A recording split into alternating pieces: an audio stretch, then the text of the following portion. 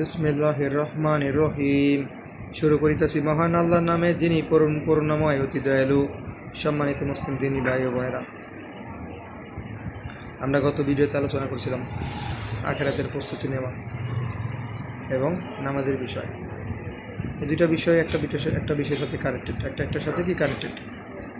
নামাজের সাথে আখিরাত কানেক্টেড। নামাজ ছাড়া আখিরাত কানেক্টেড নাই। কারণ কি, যার নামাজ আছে সে আশা করা যায় যে ভালোভাবে সুন্দরভাবে নামাজ পড়ার চেষ্টা করে, খুশুর সাথে আশা করা যায় পরকালে আল্লাহ তাআলাকে তারে কামিয়াবি করবো, আশা করা যায়। যে টোটালি নামাজ কালাম না পড়ে তার তো আশা নাই। এই জন্য আখিরাতের প্রস্তুতি বলতে সর্বপ্রথম ঈমান আনার পরে কি নামাজ, ঈমান আনার পরে কি আমাদের প্রথম নামাজ ঠিক করে দেবো। আমাদের নামাজের দিক 5 ওয়াক্ত জামাতে নামাজ পড়ার দিক ধ্যান দিতে হবে। ওয়াক্ত মতো নামাজ পড়া, টাইম টু টাইম নামাজ পড়া, আজান শুনলে নামাজের দিক যাওয়া, মসজিদের দিক যাওয়া, 5 ওয়াক্ত নামাজ পড়ার চেষ্টা করতে হবে সর্বপ্রথম। তো যখন আমি নামাজ পড়তে থাকবো নামাজ, ইনশাল্লাহ এই নামাজই আমার বিভিন্ন খারাপ ও গুনাহ কাজ থেকে কি আস্তে আস্তে বাঁচাতে থাকবো, ব্যারিকেড দিতে থাকবো, বাউন্ডারি মতো। আমরা বাড়ি করলে বাউন্ডারি দিই না, বাড়ি করলে বাউন্ডারি দিই, এরকম নামাজ আছে কি বাউন্ডারি। সর্বপ্রথম আছে নামাজের হেফাজত করা, নামাজের চেষ্টা করা। দ্বিতীয়ত আল্লাহর জিকির আজগারগুলো করা, সকাল সন্ধ্যা কিছু জিকির আজগার ফিক্স করে নেওয়া, যেগুলো আমি করবো প্রতিদিন। এই সমস্ত জিকির আজগারগুলো বেশি বেশি করা। দ্বিতীয়ত আছে সাধ্যমতো ভালো কাজ করার চেষ্টা করা এবং গুনার কাজ, খারাপ কাজ থেকে দূরে থাকা বা ছাড়ার চেষ্টা করা।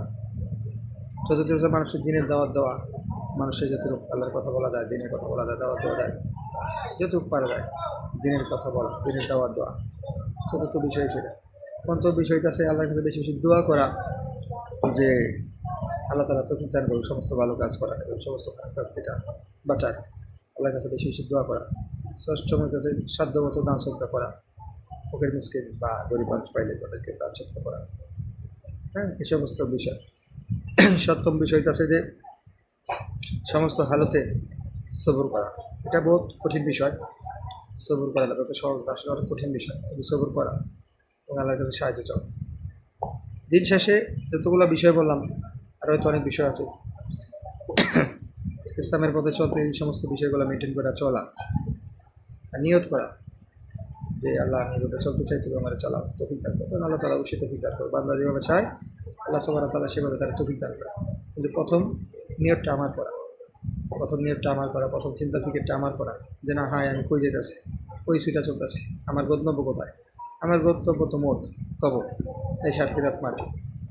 তখন আমি যদি কোনো নেকের কাজ না করলাম, ভালো কাজ না করলাম, সারাদিন দিকে গুনাহটি করে নিলাম, তখন আমার কী হিসাবে?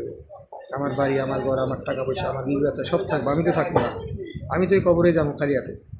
তখন আমার হিসাব কে দিব? তখন আমার হিসাব আমারই দিতে হবে আল্লাহ সুবহানাহু ওয়া তাআলার কাছে। তখন আমার কেউ আছে? আল্লাহ তাআলা থেকে। এই জন্য সময় থাকতে পরিবর্তন হওয়ার চেষ্টা করা, সময় থাকতে পরিবর্তন হওয়ার চেষ্টা করা। আল্লাহ তাআলা তো বলছেই কোরআনে যে ইন্নাহু হুয়াল গফুরুর রহিম, আমি সমস্ত জীবনের গুনাহই মাফ করে দিব।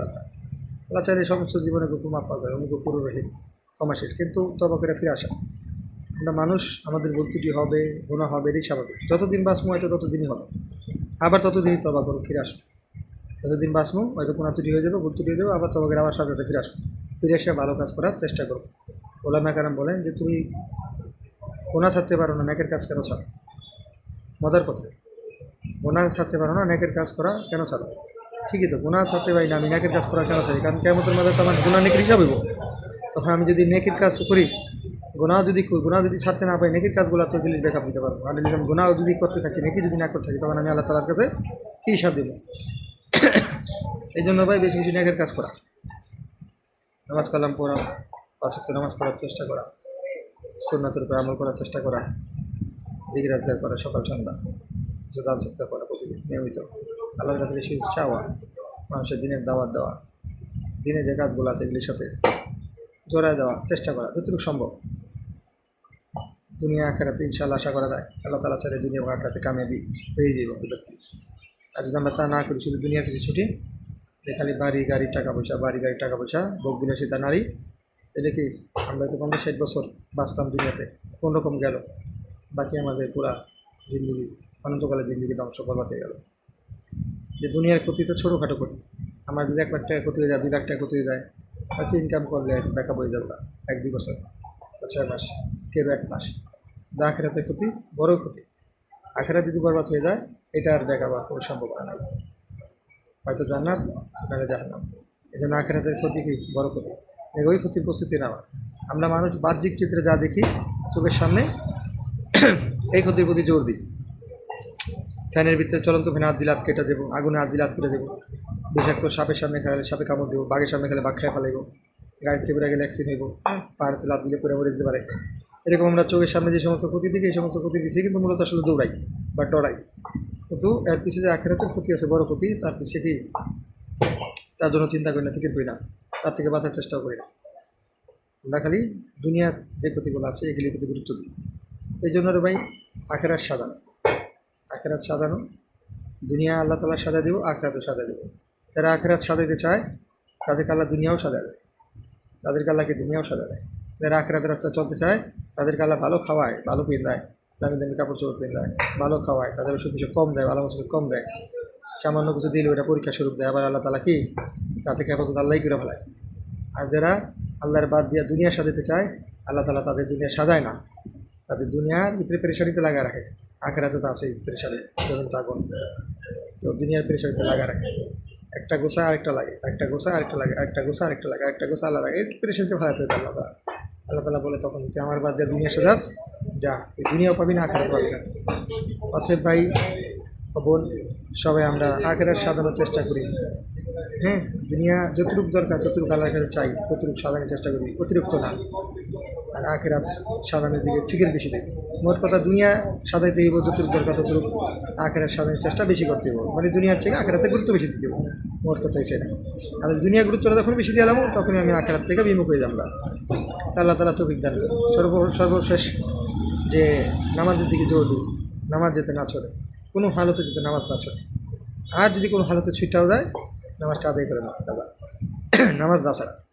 আল্লাহ তালা আমার 24 ঘন্টার সময় দিছে। আমি গত ভিডিওতে মনে কথাটা বলছিলাম, আল্লাহ তালা আমার 24 ঘন্টার সময় দিছে। তো 7 ঘন্টা 8 ঘন্টা যদি আমি ঘুমাই, 10 থেকে 12 ঘন্টা যদি কাজ করি বা ব্যবসা করি, সব মিলাতে 19 ঘন্টা 18 ঘন্টা, তারপর 5-6 ঘন্টা সময় থাকে, 4-5 ঘন্টা সময় থাকে। 1 ঘন্টা যদি খাবার দাবার খাই, বাথরুম টাথরুম করি, তাও 3-4 ঘন্টা সময় থাকে। তো 5 ওয়াক্ত নামাজ পড়তে আমার সময় লাগে 1 ঘন্টা 6 ঘন্টা সামথিং। এই সময়টা যদি আমি আল্লাহর জন্য না ব্যয় করতে পারি, কিয়ামতের মধ্যে আমি কী সাধু আল্লাহ তালার কাছে, কিয়ামতের মধ্যে কী সাধু, কোনো হিসাব দেওয়ার মতো অবস্থা থাকবো না ভাই বন্ধুরা। এই জন্য সবাই আখেরাতের ফিকির বেশি বেশি করি, আখেরাতের ফিকির বেশি বেশি করি। দুনিয়া যতটুকু লাগবে ততটুকু আল্লাহ তালা দুনিয়া সাজা দিব, আখেরাতের ফিকির বেশি বেশি করি। আল্লাহ তালা তৌফিক দান করুক। আমার তৌফিক। আসসালামু আলাইকুম ওয়া রাহমাতুল্লাহ।